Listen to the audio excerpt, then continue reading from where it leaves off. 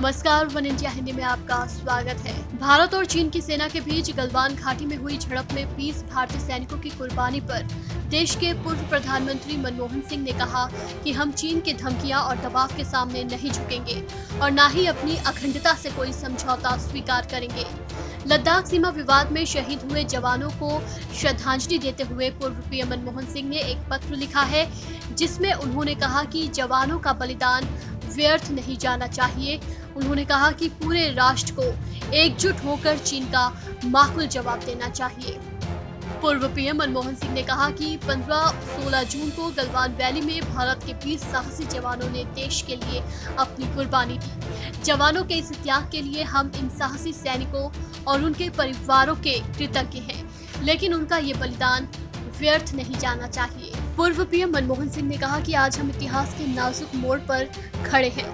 हमारी सरकार के फैसले और सरकार के कदम तय करेंगे कि भविष्य की पीढ़ियां हमारा आकलन कैसे करें। जो देश का नेतृत्व कर रहे हैं, उनके कंधों पर कर्तव्य का गहन दायित्व है। हमारे प्रजातंत्र में ये दायित्व प्रधानमंत्री का है। अपने पत्र में मनमोहन सिंह ने कहा कि प्रधानमंत्री को अपने शब्दों और ऐलान के जरिए देश की सुरक्षा और भूभागीय हितों पर पड़ने वाले प्रभाव के प्रति सावधान होना चाहिए। चीन ने अप्रैल से लेकर आज तक गलवान घाटी और पैंगोंग त्सो लेक में कई बार जबरन घुसपैठ की है। घुसपैठ पर पूर्व पीएम मनमोहन सिंह ने कहा कि हम ना तो उनकी धमकियों और दबाव के सामने झुकेंगे और ना ही अपनी भूभागीय अखंडता से कोई समझौता स्वीकार करेंगे। प्रधानमंत्री को अपने बयान से उनके षड्यंत्रकारी रुख को बल नहीं देना चाहिए और ये सुनिश्चित करना चाहिए कि सरकार के सभी अंग इस खतरे का सामना करने और स्थिति को ज्यादा गंभीर होने से रोकने के लिए सहमति से काम करें। पूर्व प्रधानमंत्री मनमोहन सिंह ने कहा कि यही समय है जब पूरे राष्ट्र को एकजुट होना है और संगठित होकर चीन को जवाब देना है।